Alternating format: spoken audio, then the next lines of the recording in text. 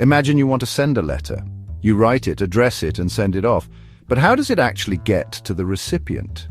Network models help us understand this process in the digital world. They provide a framework for how computers communicate with each other over a network. Just like postal systems have rules for handling mail, network models define rules for data exchange. One key concept in networking is layering. Network models divide the communication process into different layers, each with specific functions. This layered approach simplifies network design and troubleshooting. Think of it like building a house. You have different layers like the foundation, walls, and roof, each serving a specific purpose.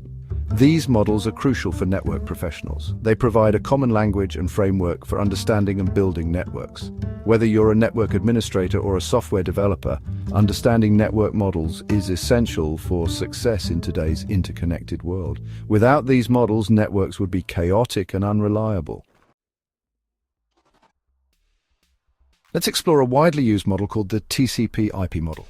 It's named after two key protocols: Transmission Control Protocol, TCP, and Internet Protocol, IP.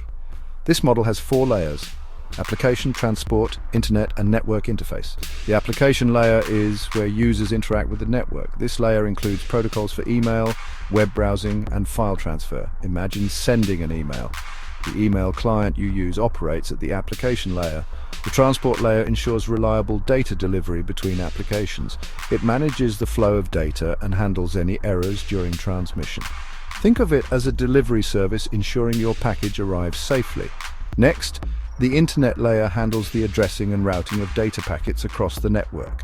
It ensures data reaches its destination, even if it involves multiple networks, like a postal service sorting mail to different geographical locations. Finally, the network interface layer deals with the physical transmission of data over the network medium.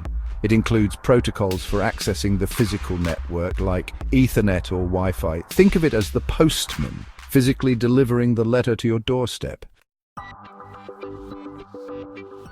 Now let's look at another important model, the Open Systems Interconnection OSI model. This model is more theoretical and divides the communication process into 7 layers: application, presentation, session, transport, network, data link, and physical. The top 3 layers, application, presentation, and session, deal with user interactions and data representation. The application layer is similar to the TCP/IP model. The presentation layer handles data formatting and encryption. The session layer manages the connection between applications. The next 2 layers, transport and network, perform similar functions as their counterparts in the TCP/IP model, ensuring reliable data delivery and routing. The transport layer ensures data arrives in order and without errors. The network layer handles addressing and routing of data packets. The data link layer provides reliable transmission over the physical link. It handles error detection and correction at this level. Think of it as quality control for data transmission over a specific link. Lastly, the physical layer defines the physical characteristics of the network, such as cables, connectors, and electrical signals. It deals with the actual transmission of bits over the physical medium. This layer is like the physical infrastructure of roads and bridges for data transportation. While both models provide a framework for understanding networks, they have key differences. The TCP/IP model is simpler and more practical. It's based on the actual protocols used in the internet. The OSI model is more theoretical and provides a more detailed view of the communication process. One major difference is the number of layers, 4 in TCP/IP versus 7 in OSI. The OSI model's additional layers provide a more granular view of specific functions. However, the TCP/IP model's simplicity makes it easier to implement and understand. Another difference lies in their origins.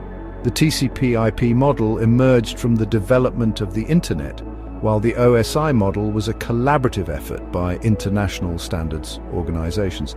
This difference in origin explains why the TCP/IP model is more widely used in practice. Despite their differences, both models are valuable for understanding networks.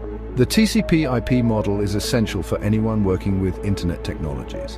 The OSI model provides a comprehensive framework for understanding network architecture and troubleshooting.